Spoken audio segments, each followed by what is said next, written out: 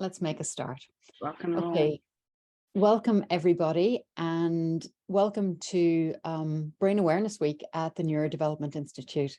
This is the 28th Global Brain Awareness Week organized by the Dana Foundation, and we are delighted to have officially created a week-long program of events for this worthwhile initiative, which is designed to raise awareness and interest in all things related to our amazing brains. So far this week, we've had people of all ages and backgrounds joining us from around the world, and we're incredibly grateful to you all for your support in these events. Tonight's session is one that we would typically run as part of our Discuss, Learn, Practice series, which we run on a monthly basis all year round.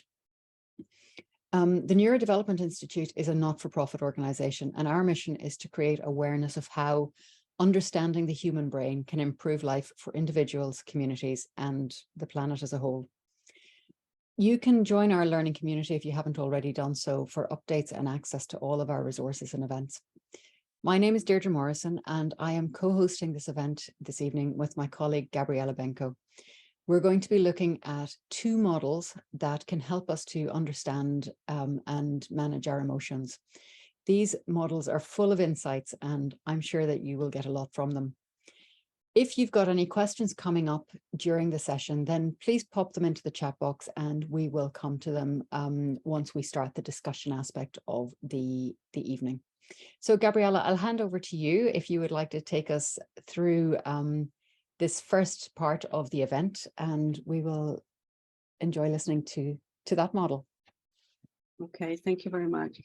So we would start with the SCARF model, which was developed in 2008 by Dr. David Roth, who is the co-founder of the Neuroleadership Institute.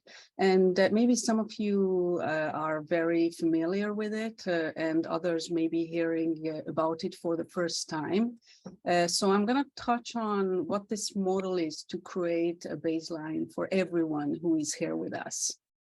So it's a framework for describing what's going on in our brains during social or human interactions when emotions naturally become activated. And SCARF is an acronym. There are 5 different ideas, domains in it: status, certainty, autonomy, relatedness, fairness. And each one of them can be negative and positive. So the SCARF model is built upon 3 central ideas. The very first one is that the overarching organizing principle of the brain is to classify the world around you into things that will either hurt you or help you stay alive. So when the brain detects a threat that could endanger your life, you non-consciously take action to stay away from that threat. So just think about a ferocious dog.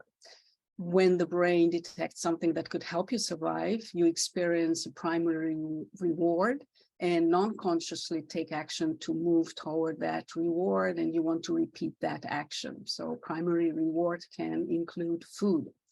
And this is an evolutionary carryover. I mean, we are here because our ancestors stayed alive. So when they heard the rustle in the bush, they knew they had to run, not to be eaten by a tiger. And of course, when they found food, they wanted to go there. But first, they had to save their lives. They had to survive, and then they could eat. So bad is stronger than good. So it means that the threat response comes in a more intense wave, and it's more common. We scan for threat. Our brain scans for threat. So the arousal from a danger, that we perceive danger, comes on faster, lasts longer, and it's more intense. The second central idea is that we are social. So generally we feel more passionate about things that are social. So the reason for that is pretty simple. We survive through people, other people, till we are around 12. And so it means that we survive for more than a decade by knowing who we trust and who not to trust. And also, if you think about it, just to know how to be the parent's favorite. So the brain treats social threats and rewards with the same or even greater intensity as physical threats and rewards. So just think about the feeling of rejection. It's a very, very strong feeling. So generally, threat response often needs to be minimized in social interactions. The third central idea is that our capacity and mental performance is reduced by a threat response and increases under a reward response. So we get into survivor modes. What happens then is that our field of view narrows. We can't really think, we can't remember things, we can't make decisions, solve problems.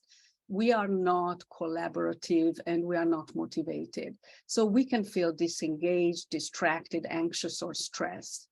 In the creative mode, on the other side, if we are there, we have a wider field of view and we are engaged, we are focused, we can think clearly, we are creative, we have improved cognition and memory, and our performance increases, we are happy to collaborate, and we are motivated. This is a very relaxed and joyful state. So this is the sum up of the SCARF model, and what it does, just to remind you, that it pulls apart what the brain is tracking socially to help us stay alive. So let's dig into this and let's focus in on the 5 dimensions of the SCARF model: status, certainty, autonomy, relatedness, and fairness. And just let's have a glimpse of each.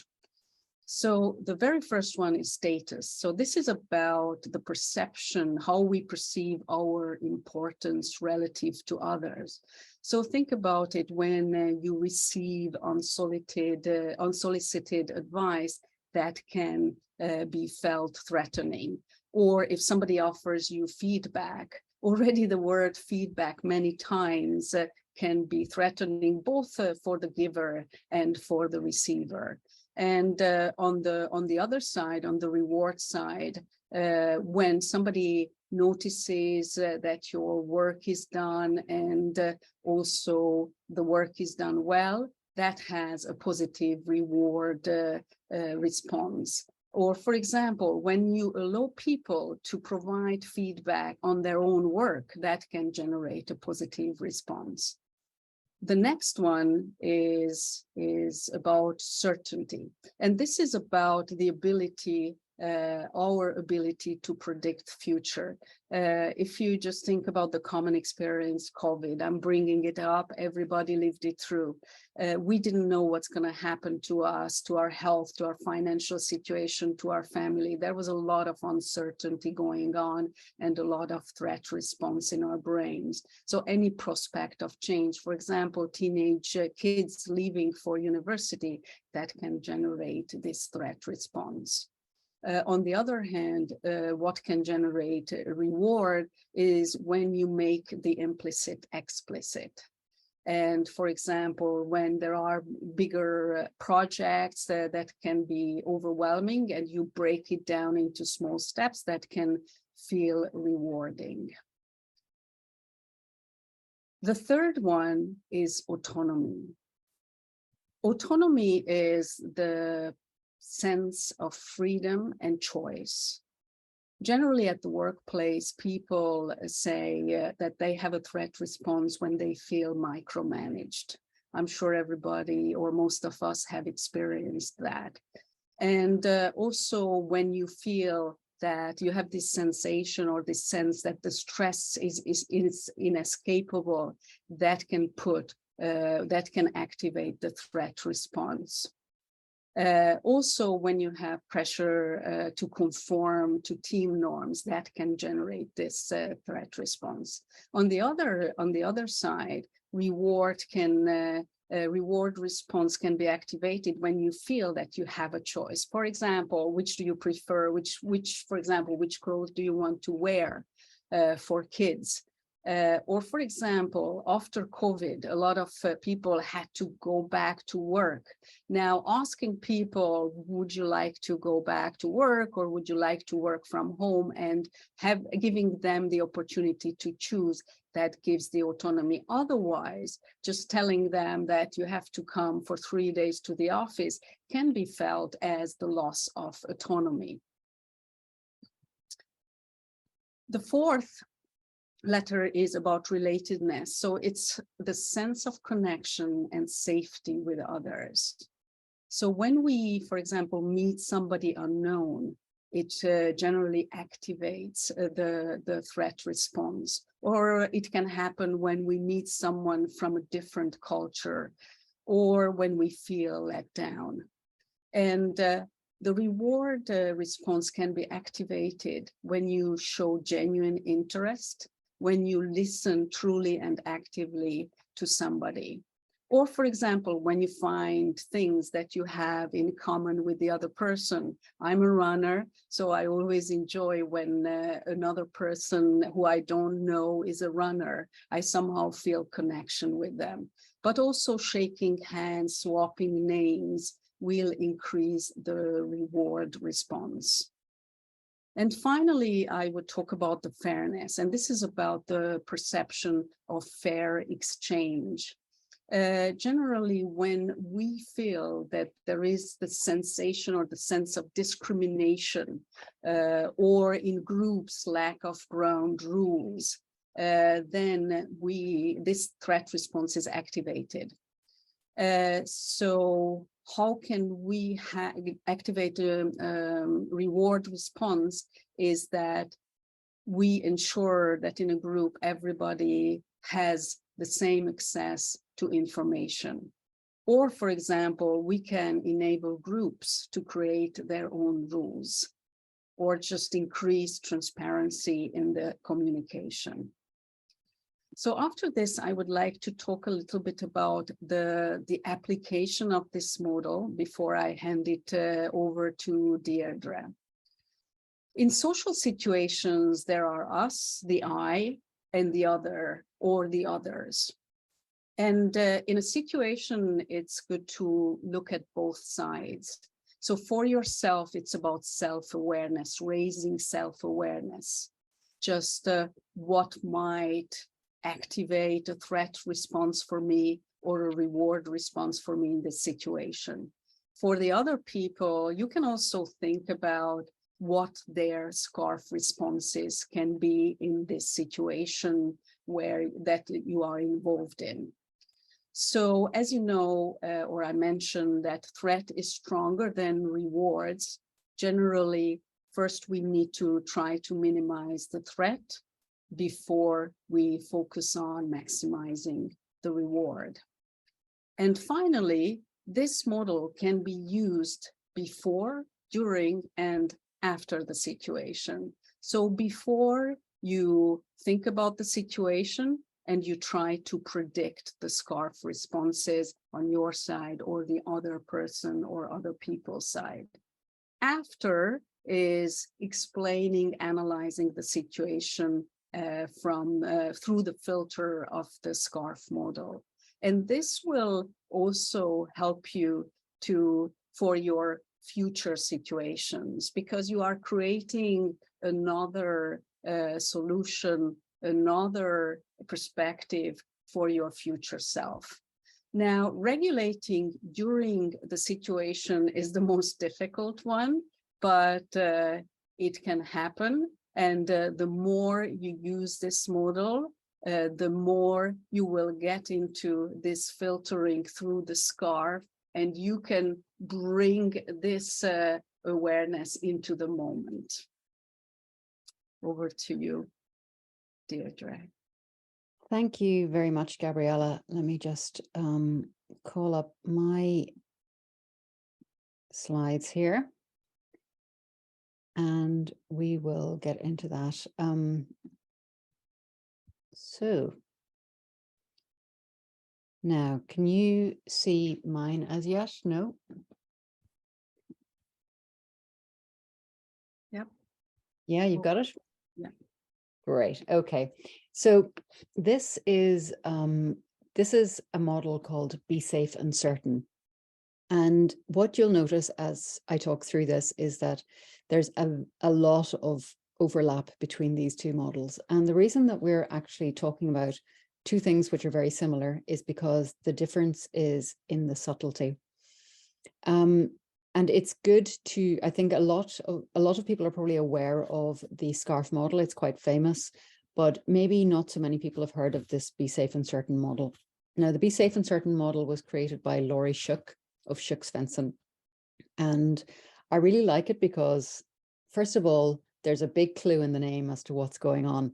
Our brain has a mission, and that mission is pretty simple, actually. It wants to keep us safe. It wants to keep us alive at all costs. So we want to be safe and certain, basically. Now, running through the, sorry, my little doofer here doesn't really want to change the slides. It is not at all certain about what I'm planning for it. So it, come on. Nope. There we go. Are we going to move on? We're going to move on. One of the big differences is in this one, we have got an extra letter or two. So the B part of this, the Be Safe and Certain, B is for belonging, which equates to relatedness in the SCARF model. So belonging obviously is our connections, our relatedness, how we are in our various social groups and families and work teams and so on. That's our sense of belonging. The S for status stays the same. A for autonomy stays the same. F for fairness stays the same. Certainty stays the same, but we include this little one of E for expectations. And I think that expectation is such a useful addition to this because so many of our responses are based on our expectations, how they are met or unmet. So quite often there is this disparity between reality and our expectations, the thing that we have planned in our head as we go into a situation. So I'm sure we will all have had situations where we have in great detail planned something out in our heads and then it has worked out differently when we got there. So I want to break down the forms of expectation a little bit. There are three key forms that we're going to look at tonight. First of all, there are the expectations that I have of others. And these can be based on my own values, my cultural experience, my judgment of a situation, my knowledge of a situation. So I expect certain things of others. Others also have expectations of me. I may be aware of these expectations. I may not be aware of these expectations. So again, we have to, I may be imagining these expectations that others have of me.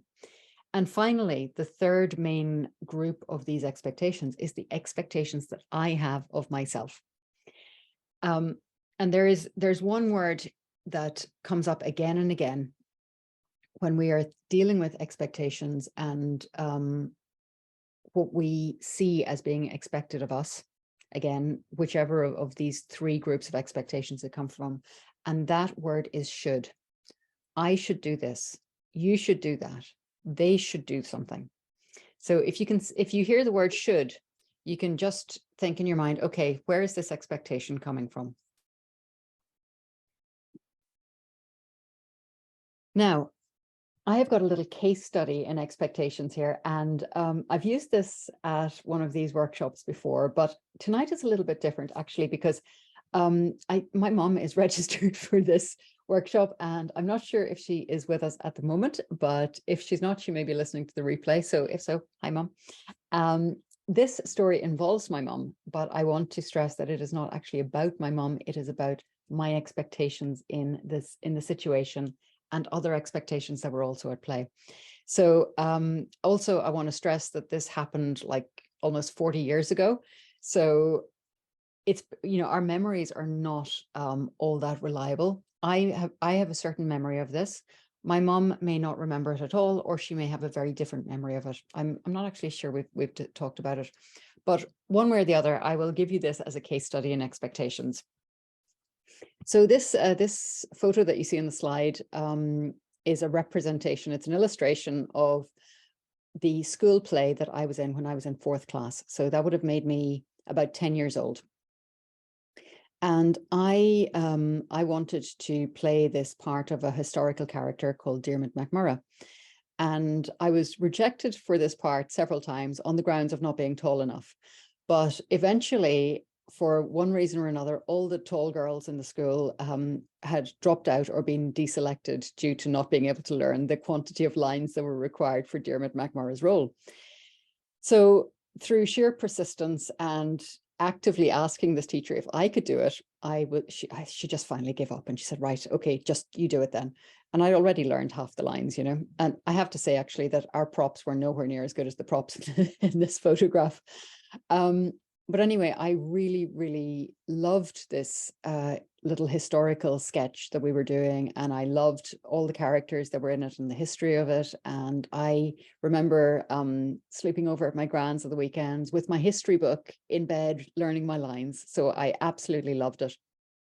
And then the time came to perform this, and I nailed it. I mean, I didn't miss a beat. I didn't miss a line. I just had everything absolutely down. I was so proud of myself. I had worked really hard at it. And yeah, everything went according to the plan. So this is where my expectation was that I would be greeted, I guess, like a returning hero for having done all this hard work and got through all these lines without forgetting anything.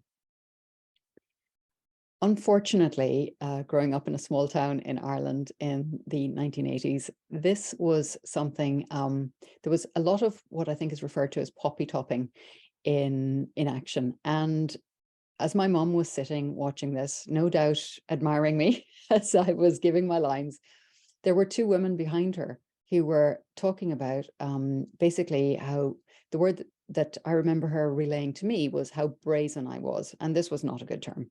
This was definitely not good. So this had left her feeling very embarrassed because these women saw my performance as, you know, a very naughty, bold, cheeky child, which clearly was not, that was not the intention at all. And it wasn't, that wouldn't even have been my character, but so my expectation of being basically raised on shoulders and carried out in celebration were completely and utterly dashed. And this expectation that I had was based on, you know, previous recognition for my work that I'd received from my parents and so on. So that was not met at that point in time. And all the hard work that I'd gone into it seemed to, you know, just that it didn't add up. It really confused and perplexed me at that point in time. And my mom, looking at her situation now, I can completely understand why, you know, as a good mother, as someone who really wanted their children to have a good education and all the rest of it, hearing this from, you know, two strangers sitting behind her at the school play was probably a bit of a blow as well. So her expectations of herself maybe were called into question, of her status in this small village that she had moved to, I don't know, 10 years before that or something. So, you know, what was going on? There was a whole lot of different expectations and they were all kind of being thrown in the blender, basically. So there we have a simple situation where expectations can really just be shredded. And if you can take that situation and extrapolate it to, for instance, a relationship situation or a situation where you've done what you think is a great project at work and it doesn't meet with the expectations of somebody else on the team. Or even if we think about this in our social engagements, like you have put a lot of thought and effort into choosing a gift for somebody, and their reaction to it tells you that they don't like it. Even though they say the words, your expectation that you will feel this joy and gratitude from them, those expectations are just taken away. they're pulled from under us. So many of these other aspects of the SCARF and the Be Safe and Certain models actually depend on what expectations are at play as well. Now, something else that I want to do here is join a few dots with a topic that we talk about a lot, which is neuroplasticity and our learning. And we mentioned neuroplasticity in our earlier event today when we talked about our optimizing our brain function and so on. So neuroplasticity, for anyone who hasn't come across the term before, is our brain's ability to learn and change and adapt. Now, we also talk about how our emotions are created in one of the events that's coming up later in the week. And here's this kind of junction of all of these things. We've got expectations, which are things that we can sort of learn to rely on them if things happen repeatedly. If we get the same response from someone repeatedly, then we learn to expect that kind of response. So our neuroplasticity kicks in, and we prepare to act in a way that will match this expectation. And that's where we have a little bit of prediction about what's going to happen as well. So that is a dot joining exercise. I'm just dropping a few breadcrumbs there, but something else that I wanted to pick up on from the categories that we have in this in these two models is certainty. Now, I think it can take a bit of a brain leap to really understand what we're talking about when we're talking about certainty. We want to know that things will work out okay. That's one way of putting it. Another way of thinking about this is that we want to minimize our vulnerability. And I think we're all quite aware of the fact that we're vulnerable. And some of us will try and work with that and understand it and accept that. And if we've been listening to Brené Brown, we realize that we have to be brave and be vulnerable.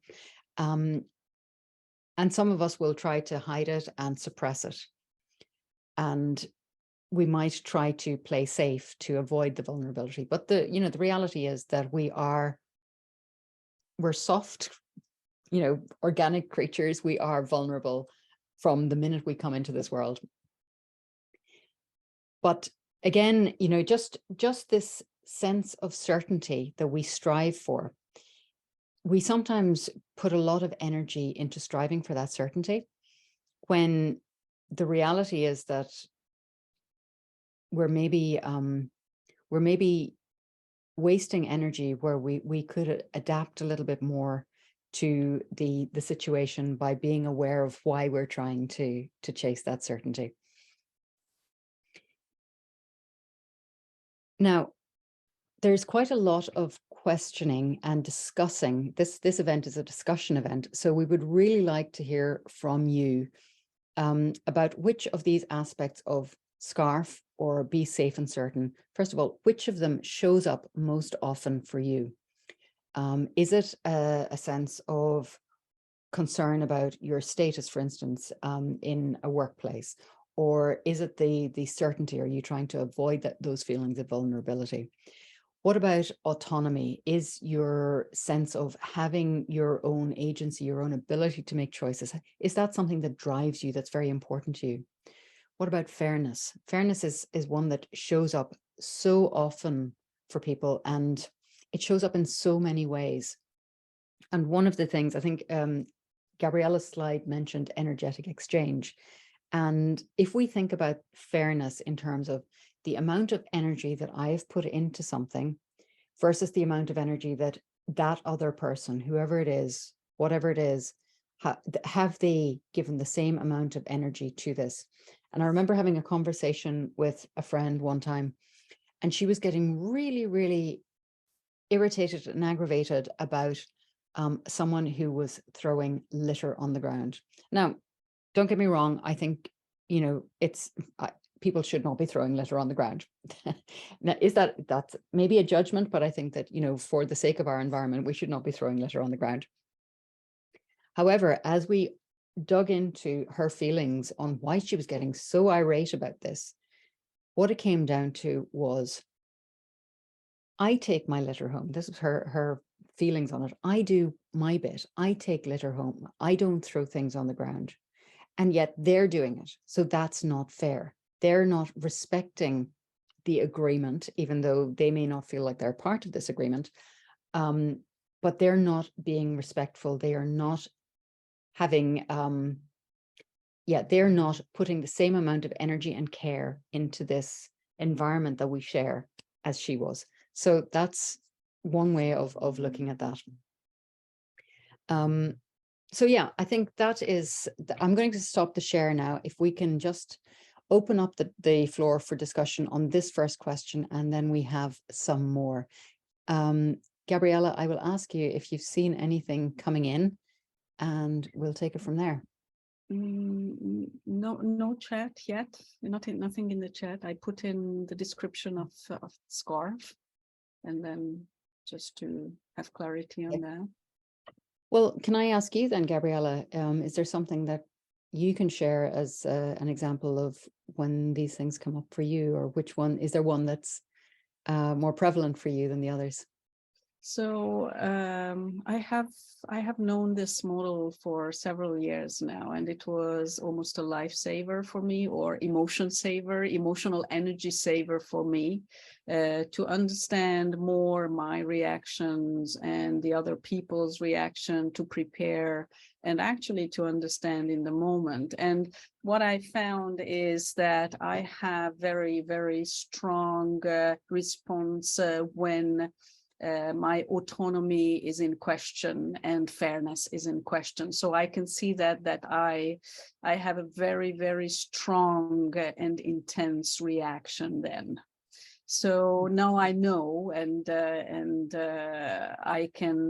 I'm more self-aware of that, and I can question my reactions in situations better. And also, I have this feeling that I'm even more empathetic, because I understand what can go on in the other person's perceptions, how they can see it differently from me.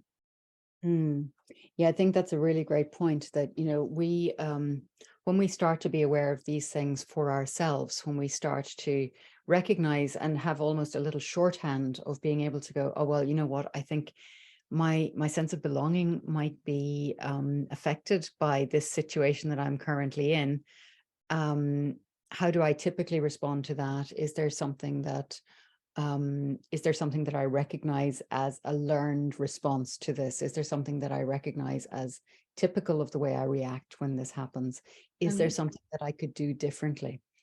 And then, of course, realizing that, not only have we got all of these things going on, but the people that we're with, they very probably have, a similar, if different set of things going on for them as well. And recognizing that we can influence the outcome by being aware of that and understanding that everybody's contending with these things. It's not just us, everybody's got them going on. Yeah, and we have some comments, and maybe you would like to help me with the pronunciation, because I know how to pronounce Jisoo, but Lee, I suppose, and I'm gonna try Jaini Lee. If you can, no, you can call me Jenny. Jenny. Okay. Yeah, Jenny. call me Jenny. Yeah, okay. That's my nice Chinese name, Jenny. I know that's hard. That's why I changed it to Jenny. Easier for people. Yeah. It's you mentioned also the autonomy and fairness. So if you are happy to share, how does that play out for you? Well, probably it's just from what earlier you two were talking. I just feeling that more related to myself. I think it's more like my personal personality related. I do not really emotionally, although I'm outgoing, but I'm not really rely on other people a lot. It's more like I more concentrate on myself. Also in like when you talk about in public or in company, I more hope get the freedom side, because I've been self-employed a long time. So whenever I work for a big organization, I found like the fairness or freedom, it's a bit a challenge for me. But also probably long time, I'm quite high self-discipline type of person. I don't really expect other people much. I don't really do things follow others' opinion or you know, other people's thought or other people's habit. Probably it's more my own way. I think it's a lot of because life experience result. I'm not sure I really fully understand it correctly, but that's how I feel. Yeah, I think what you mentioned there, Jenny, about you know, life experience, this ties in a little bit with what I was saying earlier, that if, you know, certain things keep happening and we have repeated patterns in our lives, then we learn how to respond. We learn ways that our brain is thinking, okay, I want to be safe and certain. I want this, I want to keep this being alive. So we respond in ways that have worked for us before. And as I said, we will talk about this more in the Thursday event, where we talk about the neuroscience of it and the prediction of things. But yeah, it makes perfect sense that if you have experiences where you've expected things of people, or they haven't come through for you, then you learn to be pretty self-reliant, I guess. Yeah, probably you explained better because of my language. I think we were pretty clear on what you were saying. Yeah. Don't worry. And Thank also you. what you said, you know, about being a freelance, that's also a sign, I think, many times of the autonomy, that somebody likes autonomy, being freelance. Yeah. Yeah. I think probably it's a long time being self-employed, that's related as well. But I do found I don't think I'm isolating myself to people, but I do found as the age getting older, outside the world affect me less and less, because I know what I want, and people's opinion, expectation, I probably only take what I feel right. If that's the way we say it. I'm more set up my own belief of the life, you know, like a relationship, a friendship, or, you know, different working life or social life. So in those ways, that's why I thought this too is more related to me, which is others, I think is not that much. Some, but not those two probably is the most. Yeah. Yeah. Thank you for sharing that, Jenny. Thank you. Yeah. Thank you. Thank you. And I can see Jisoo wrote expectation and status. Would you like to come on and just share, and then we will go to Barman and Nika? Yeah. I think I was a little bit hesitated for status, but what for me what is difficult is the evaluation when judging and evaluation. So I think this judging and evaluation is related to expectation and the status. That's why I chose these two. I think I feel afraid when I most of time when I imagine how the other people gonna see me, how they gonna think of me, how they gonna judge me, and those kind of things stress me. And also, yes, of course, I have expectation of myself. So sometimes, not always, but sometimes I feel like I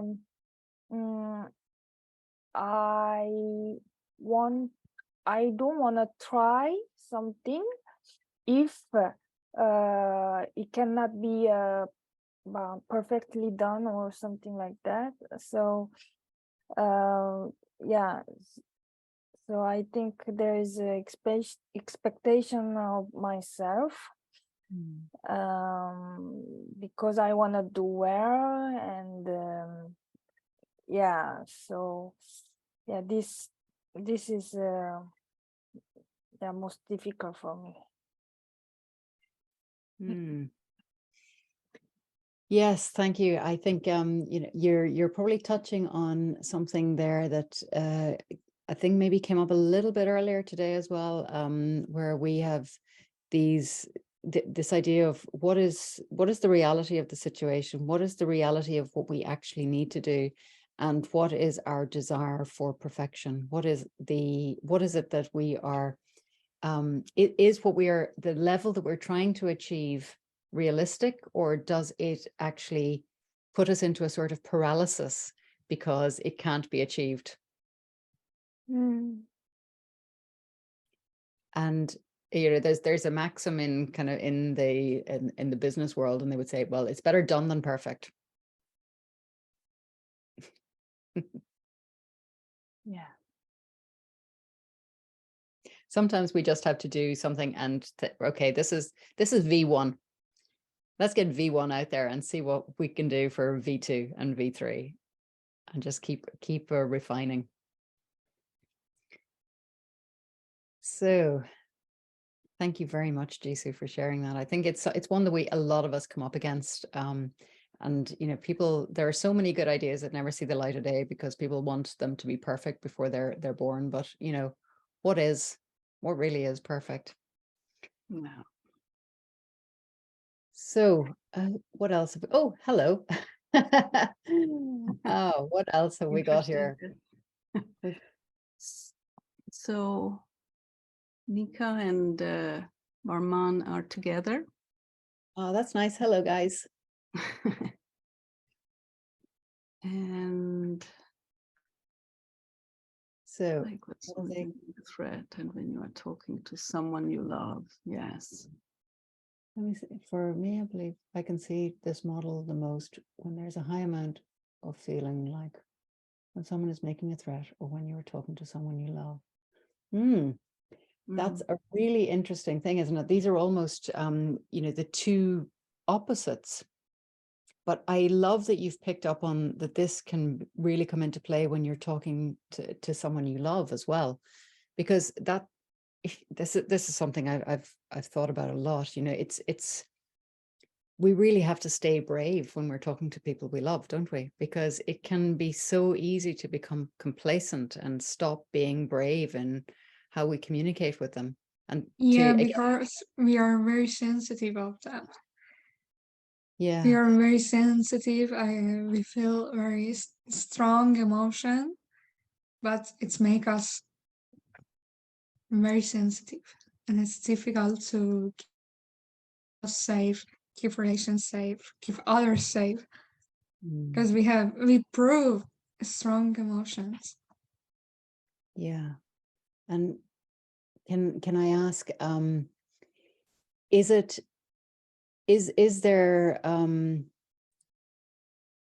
there a sense of what might happen if there's something that you want to say to someone that you love? Is there a sense that you don't know how they'll respond, or that are we trying when we try to protect things, when we try to not be vulnerable, This is the thing that comes up again and again, isn't it? That we don't want to expose the soft and painful parts of ourselves. And Yeah, even when and I we know think this I'm person, the mother of the relation, and it's very difficult because I'm not real mother of the relation, and it's some toxic relations. I don't know. It's happened. I feel just a mother. I have to protect others, and it makes all of things difficult. I Hmm. can't do this.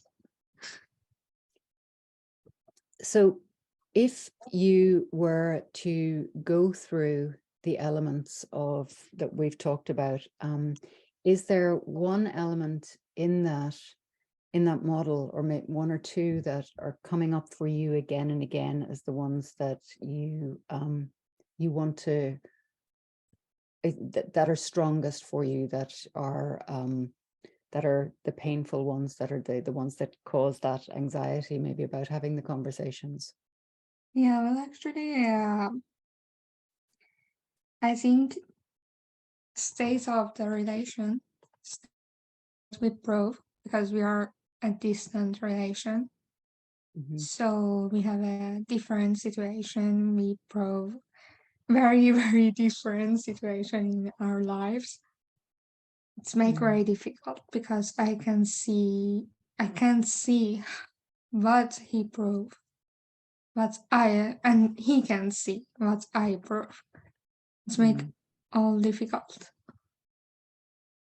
Mm. because of the status.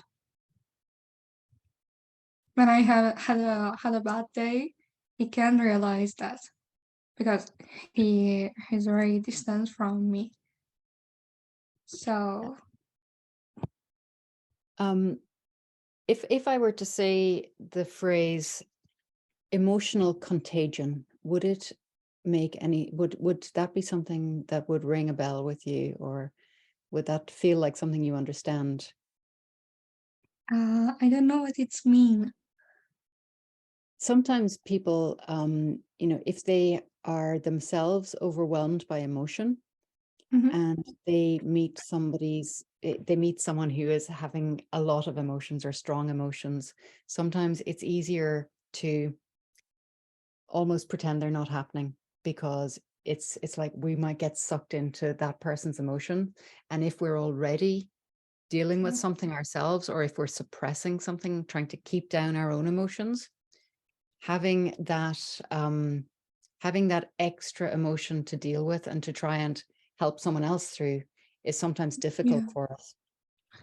We had a many problem, but we decide to use conversation. Now we decide to, first of all, speak about the day, speak about the problem, speak about the emotion we prove. It's make it easier for us because if we don't speak, we not understand what's happened to us And and of what course, we prove. the more gaps there are in our knowledge of Yeah, what the other person is experiencing, the more we imagine what's going on. And quite often, because our brain has a negativity bias, we always go to the worst place because we want to yeah, protect exactly. ourselves from that. So we imagine that the other person is thinking things that, may not even be on their minds at all. So you're absolutely right. Keep the conversation going. Yeah. Always keep the conversation going. May I ask a question? Please. Okay, I prove because it's it's a little difficult for me to. Okay, I prove. I prove a panic attack, and I suffer from this thing, this kind of thing, and I don't know how I can make safe place for me when I have a I give hate from the others, and it's make me not just sad, it's make me fear, and I prove panic attack. It's a real panic attack. I know it's not true, the word they say about me, but it's happened. And I go to panic, and it's happened. There is some suggestion from me, suggestion Mm. how I can make safe my mind. I think that, you know, this, without knowing more about the situation, Nika, it's probably very hard to, you know, just advise you properly, but there are a few things that you might want to look into. First of all, there is one of our associates, actually, he does some really interesting work with helping your vagus nerve, toning your vagus nerve. And he himself suffered from panic attacks after the death of his young son. So he has been through this. He has studied it very well, and he makes a lot of content that can help people to understand this. So that might be something that you can look into. And we The can. name? Let me just. I'll find his website in the next few minutes, and I'll pop it into the chat. His name is Jason. No, is it Jason Pepper? No, I will do that while you are speaking. Yeah, if you don't mind, Gabriella, Thank thank you. you. So this is a really good place to start, Nika. I don't think we can. We're not really in a position to give you concrete answers, because you know these situations always have so many details and so many things Yeah, it's true. that might be affecting them. And I wouldn't like to send you in the wrong direction, or you know, make you think that this would be the answer. It's maybe not going to be that, but it's a very good starting place. Thank you very much. Thank you for sharing that with us. I really do appreciate that you were brave enough to do that, because I know that even talking about these things can be difficult, and I'm glad that you felt that you could here. Thank you. Thank you very much. So yes, it's thank you all for sharing where these various aspects are showing up for you and which ones are most common for you. What I would like to ask now, and I don't think, have I got my Just screen? 1 second, if I think Barman would like to Oh, I'm ask sorry. Barman, my apologies. Go ahead. if I pronounce wrong. Yeah. Hello. Hello. Sorry, we're not native English speakers, and I might stutter a lot.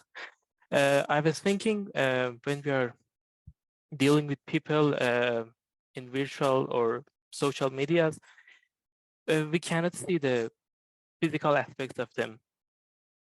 So I think there is a difference between social media and real world in these models.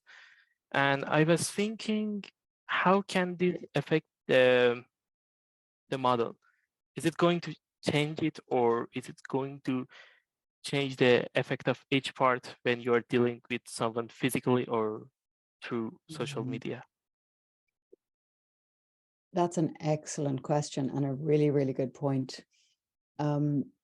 Yes, absolutely. I think you're right to pick up on this, because when we are in a face-to-face situation with someone, it is we do pick up on things. We pick up on their energy for a start. We pick up on subtle cues. But I think one of the things that we do need to realize as well is, of course, that these cues are not universal, and our interpretation of those cues is also influenced by our state of mind. So it's quite a complex one, this actually. How we read something in a text or a post may not be the way it's written. But then again, the same thing with an expression that we see on someone's face. It may not always be the way that we actually we read it. You know, again, what's going on internally for us can have an impact on the way we see things. Can I ask you to weigh in on this, Gabriella? How would you It's a very interesting question, and I would say that it's, you know, we bring our brains to this situation. So there is the I and there is the them, right?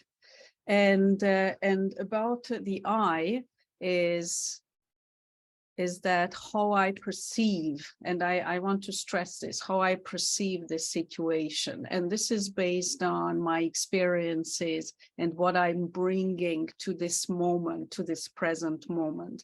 But what is true and what we need to know, that our brain, and this is totally normal evolutionary carryover, we scan for threat. And we perceive threat more easily than something that is a reward. So what do I mean by that is that maybe we can build on hope much more than we think we can, because we need to somehow balance this scanning for the threat. Now, if it's in person or it's on social media?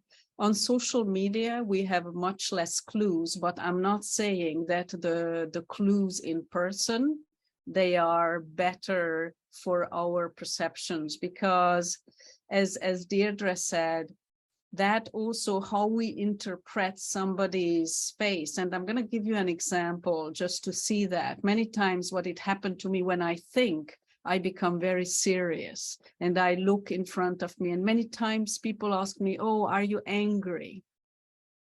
Because of my face, because it's not very kind and welcoming. And I was just, with that question, I was out of my thought process, and I didn't even understand what the question is about. So, I would say that I had this feeling before your question that the social media is more about me putting a lot of interpretations, but after having learned a little bit about applied neuroscience and reading about emotions and reading about the brain, now I know that I have to be very careful how I interpret people's faces, people's body language, because especially if we come from different cultures, that can be misleading. Just think about shaking hands. So we can consider it that somebody doesn't shake hands with us unfriendly or a totally normal reaction. So, and if we come from different families, if we come from different cities, we all have different experiences and different interpretations. I don't know if I don't think I added anything. I just maybe strengthened what Deirdre said. Sometimes it's good to get a widening out of it as well. Something occurred to me actually when you were talking, Gabriella, and that is, you know, on social media, especially on social media, we have, although we have less information coming directly from the person, we have greater choice in terms of how and when we respond, or even if we respond to things on social media. So of course we can look at, okay, maybe this makes me feel something. Maybe I am having an emotion related to this post or this comment or whatever it is. But at the end of the day, I can choose whether I hold on to that feeling or whether I, you know, just let it go. So that I don't know if that helps, Barman, about the social media aspect of things. And feel free to, you know, come back and bring more to the table in terms of that conversation if anything else has come up for you whilst we were talking. Sure. Thank you so much for answering. Okay, well, let's ask another question then. Let's see, where are we? Is my screen share up or not? Not. Okay, so we'll go with this one for now. Is there something that these models, and just talking through these, I know that they're new for a lot of people here tonight, have they helped you to recognize anything that you weren't aware of before? And again, actually, Gabriella, if I can come to you first, we can maybe type the question in the box, but if I can ask you, is there something that you recognized when you first came across these models? Well, first it was a bit overwhelming. I remember that, and step by step I understood more and more. And what it helped me with is, first I used it to analyze the situations after. And this was very useful in the, Nika, you need to go, and thank you very much for joining us. Thank you, And Nika. hope It was to so see good to you have as you. well. Yeah. So it really helped me when I analyzed the situation, and I tried to look through the filter of the scarf, because then, it took me away from the strong emotions, and it also helped me to understand the situation from the other person's perspective. And it gave me a vocabulary. So it's not anymore, it gives all these dimensions. It's very useful in groups and with people, that we start talking along certain lines. And this is, for me, for the understanding, it was very helpful that, okay, so this sentence where I had a very strong feeling, and before that I had this very strong feeling, I had to deal with it, and why did she say that, why did he say that? And now I was like, okay, why do I have this reaction to this? And what is happening here? Is it about my autonomy, or is this about my status? And generally, and this is where I understood autonomy is very strong for me, because whenever I had this very strong emotional reaction, I said to myself, oh, what is this about for me? And whilst before I always said, why did they say that? Why? And now I'm saying, oh yeah, why does this, what is happening here? And then I said, oh, autonomy. Funny. And after a while, it, like, as time, yeah. Why did that one hit the target, but not everything else? Why is that the thing that has actually struck home? Yeah. So it gave me a little bit more control, I think, because this is what you have control over, your reaction. And of course, you don't have always control over your reaction, but at least maybe you can understand what's happening, and it will give you more control in the future. Yeah, it's about that practice, isn't it? And about having that pause, inserting the pause, because we do get swept along sometimes when we want to close off those vulnerable areas of our emotions, when we don't want to appear like, where we don't belong, or that our status is being affected, or any of these other things that come up in these models. That sometimes we just want it over with, and we don't take the opportunity to stop and examine what's going on. And what about you, Deirdre? Yeah, I think you kind of touched on the thing for me that was most interesting when I first learned these models, and that was how much improved communication was in groups where everybody had this common language. So when I was working with people who all knew what these things meant and how they affected them, when something came up, we could very quickly resolve it by saying, you know what, actually, I'm having a moment. This is probably a belonging thing, but that really that kind of struck me. And then people would go, oh right, okay, yeah, I can see where you're coming from, and suddenly we have a conversation and not a standoff. Exactly. This is I also had this this experience with teams who know, and they use this vocabulary, these dimensions. Then it's from the high emotions, the focus is more on understanding each other and trying to find a solution for our team. Yeah. Can I ask if Jisoo or Jenny have anything? Or Barman, yeah. Oh, Barman, sorry, you're still with us, Barman, that's lovely. If any of you have, just to even, I know these are all very fresh and very nice to kind of think about tonight. We've got a lot of juicy stuff going on, but sometimes, you know, there's that little thing and you go, oh, that's why I'm doing that. So if anyone has one of those to share, please go for it. I'm just thinking because I have nowadays I have this problem, as so now I was thinking, what is this about? Just now I'm trying to find where to put this problem. So the problem is when something is very important to do, sometimes I push that as much as I can. I don't know, but so I with my head I know that it's better that I start as soon as possible, then I can then work more, and yeah, but somehow I can't, so I push that and postpone it as much as I can postpone, and push away and don't think about it, and just try to escape from it, and then when I can't push more, I try to do this thing, and yeah, so I was thinking, what is this? Why I'm doing this?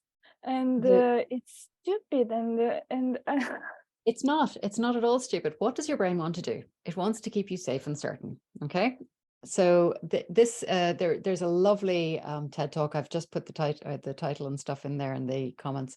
A guy called Nick Vosge talks about procrastination is what you're talking about, where you know something has to be done and you keep putting it off. Because the longer we put it off, what he is saying is the longer it hasn't gone wrong and we haven't failed at it. We're really trying to preserve our self-worth by not doing it. So our sense of self-worth is intact for as long as we don't do it badly. And the part of us is, if we have any perfectionist tendencies and we have high expectations of ourselves, then part of us doesn't want to start because we're afraid that we won't live up to our own expectations or those of other people. Does that make sense? yes. So this is about the expectation. Yeah, and making sure that our self-worth isn't damaged by producing something that we're not convinced by ourselves, or that other people won't be convinced by. So if I put this on SCARF model, this is this is about expectation and maybe certainty. No, Possibly certainty. no. We don't want to be, Or, I mean, there could be a whole mix of things in here. We might also wonder if our status with other people might be status, damaged. yeah. So yeah, I mean, there's quite a lot. Will our belonging and status can often be connected as well. Will people reject us if we don't create the thing the way they expect it, or we think they expect it, you know? So there's that's an absolute classic, Jisoo. Absolute classic. Yeah. Does that explain it a little bit? Or does that give you a foothold to start disentangling it for yourself? Yeah, it makes sense, and yeah, now I can understand myself better, and okay, that's why I'm doing that, and okay. So what would you need to approach this differently then? I don't know. It's food for thought.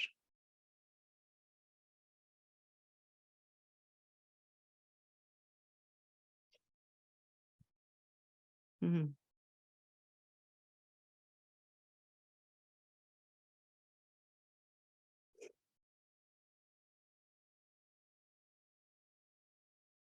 You can come back to us and let us know if when you've had time to process that one. Yeah, okay. What about you, Jenny? How are you doing down there? Is any of this resonating?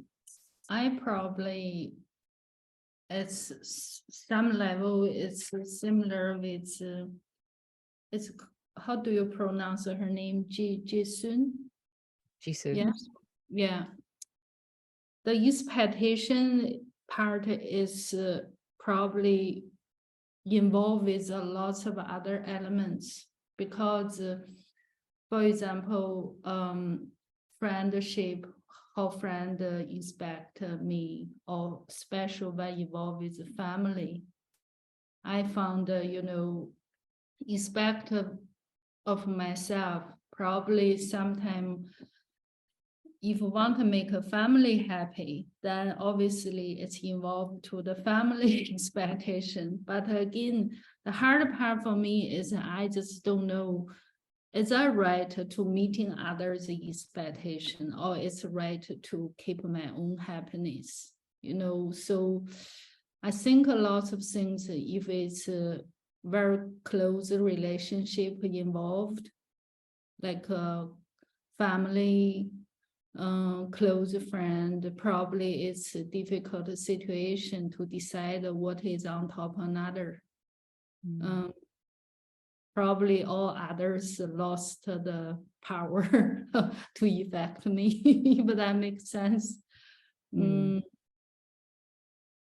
Sometimes I feel like expectation, what I expected myself is quite important, to enjoy my own life, control my own emotion. But again, when it's family related, funny enough is I was on phone call with my mom today whole afternoon, like a voice messages, was planning going home. And before going home, all this different to-do list, it's really scared me away. So from my point of view, if do what I feel right, make my own emotion, keep the happiness, I wouldn't to please a lot of other people's need. I would do what I want to do. I feel right to see my family, to see a few like auntie and uncles, couple cousins who love me close. But unfortunately, their expect from my mom, which is who is nice to her, important for the family, So this is why when talking about those things related to family, I lost control of my own willing, because one side of me expect me to make my parents happy. But what they expect me to do is not something I'm happy to do. So there is a conflict. So it's very hard to do now. Probably just not go home. We're going to avoid it. I know. Yeah. But it's very interesting to understand all this. It's definitely a new area for me to understand, all this scientific way to explain our emotion, to understand it better. Like earlier, when we talk about the previous session, think about what is more related to my own personal life. But now, when we talk more, probably like this expectation part probably affect me a lot more as well. Yeah. Yeah. It affects so many of us, Jenny. And, even if you think of, so many people, I don't know if this is the same for any of you guys, but so many people, as soon as, it doesn't matter whether they're 20, 30, 40, 50, as soon as they're with their parents, they revert to being a teenager. And I don't know if this is a universal thing, but I certainly know a lot of people here who are very, very like that. Their parents can somehow just push those buttons that turn them back into a not very good version of themselves sometimes. And this thing of expectations and who needs to be invited to what and so on. I mean, how many arguments have there been here over who gets invited to weddings, because the family, the couple who are getting married will have one set of ideas about who belongs at this very special occasion for them. And the family on one side might feel like, oh, well, we need to have this person and this person and that friend and this friend, and they were very good to, and, you know, that starts coming in. And then the other side of the family, who traditionally would be paying for it here, they might have very strong views on who gets to come, and it's also complicated. Yeah. But Jenny, if the one thing that I guess I've learned in my 48 years is that if your peace of mind isn't intact, then very little else is going to go well. Yeah. Well, I'll be honest, Deirdre, I had an upset day today after that phone call. Now is hopefully this course give me some peaceful mind again to understand what my emotion changed though. Thank you. Thank you. And so, Barman, did you have any thoughts on that last question? Sure. I was thinking about what I said earlier about someone, and Nika also said it, when someone threats you. Mm. And I was thinking, okay, it's gotta be in expectations, and the struggle is what do they expect that I feel when they threat me? Oh, I mean, why should someone threat another people in social medias? It's not, they're not even physically engaged there. mm, mm. And what can we do to reverse it? For example, when Nika gets panic attacks when sorry for the fireworks. Nika gets panic attack when someone threat him or someone give hate to her. Mhm. And I want to see how to reduce this bad feeling when when you know these threats are eventually nothing at the end. Yeah. This I don't want to. It's a great question, a really, really great question. And we're going to have a lot more time to deal with this whole topic of unpleasant feelings and how to handle them in the event that we're doing on Thursday. I don't know if you guys are able to make it to that one, but if you're not, even if you're registered, we'll make sure that you get the replay afterwards, so you'll be able to watch it. But yeah, this idea that we have a response that is in excess of what is needed to actually deal with the real level of the situation we're dealing with. Somebody has said something that is, you know, it's through a computer. It's not, they're not really standing in front of us, but it can feel as though they are. And how to work with that is definitely a skill. Understanding our responses, breaking them down into their component parts, knowing that it's not a situation where you literally have to run and feel afraid for your physical life, and distinguishing that between that and something that is an unpleasant feeling for our mind rather than our as I said, our physical body. So yeah, we will definitely go into that a lot more. There are some tools that we can talk about, and hopefully they will give you some starting points for that. Yeah, but I think for this evening is probably something that would require a little bit more detail. What do you think, Gabriella? Is there anything that we can say in the short term about that, or is it better to hold? There is, I think what came up for me, I think that's it, what we can say now, but what came up for me on the is a horror movie. So you know that this is a movie. So it's not real life. This, I don't know why it came up for me that as you were speaking, that when we read social media, we need to know that this is not a real threat. Now, after that, we need some tools how to deal with the emotions that that are activated in us, and what activates it, and how we can deal with that. We will talk about it on Thursday. But this is like a movie. This is always what we have to say to ourselves, that this is not a real monster. This is. Yeah. We can switch this off. Yeah. But again, that, you know, that this our brains don't do a really good job in distinguishing between real threats and perceived threats.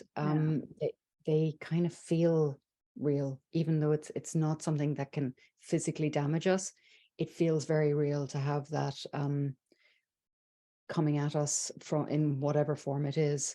And the other thing about our brains, of course, is that, you know, when we're remembering these things and when we're worrying about things that might happen, those are also things that our brains don't do a great job in distinguishing between. So if we're worried about more of this coming our way, that sort of activates the same responses as our brain prepares us in its attempt to keep us safe. It's preparing us to respond to that, and that brings on those feelings as well. So yeah, I have one more question that I hope you guys can maybe take with you from this evening, and I'll just call it out to you, I think, rather than anything else at this stage. To say, where can you apply these models in your life? Where can you start thinking about using this going forward, and where would it be helpful to think about these things? And, you know, we'd love to as well ask you, and if you can share with us in the comments, it would really help us to plan our future events. Is there something that we talked about tonight that you found surprising? Is there something that you found particularly useful? And I think, Barman, we've heard from you that there are definitely things that you would like to know more about and that you're still curious about. But for anyone else, if there's something else that's coming up for you, that would be great too. Or, you know, we're a small group. If you just want to shout it out, that's great too. Don't feel confined to the chat box tonight.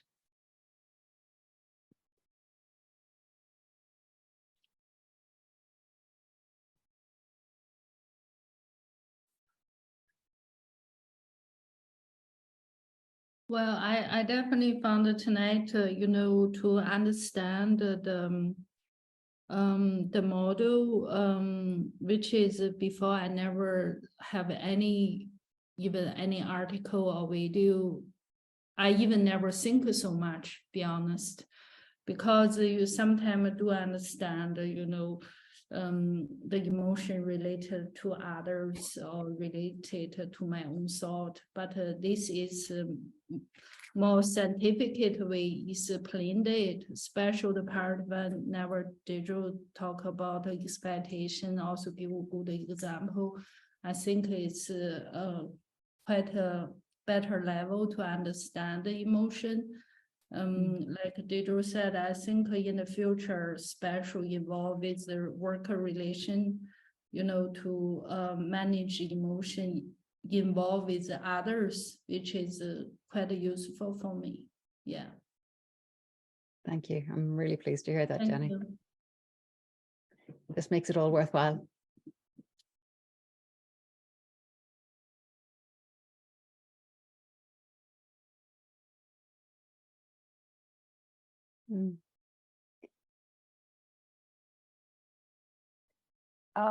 It was really great. I think I'm gonna try to use this model when I feel afraid or feel disturbed and stressed, and try to understand where this comes from, and understand my emotion.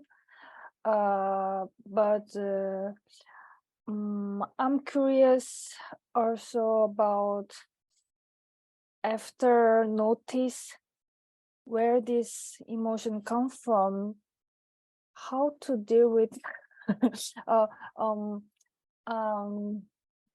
how to see differently this emotion, and how can I change my perspective so that I don't repeat again. So It's almost like you're doing a trailer for Thursday. Yeah. I really want to come for Thursday, but Thursday I need to work during the day, so I can't. But but it would be really nice, to There will be a replay, Jisoo. Don't worry. yes, You'll be able to watch that. yeah, So yeah, there are definitely ways that we can look at these things. And there's one question actually that in fact, I'll give you a few questions to ask yourselves. If and when you come to these situations and you're thinking about, you know, you've identified something that is happening, something that is activating one of these responses in you, and we'll assume that it is in the threat side for this. So we can always ask ourselves, what would I do if I were brave? What would I do if I were courageous in this instance? And the other things that we can ask ourselves is, what is it that I'm trying to achieve by responding this way? And is that the right thing to be trying to achieve now?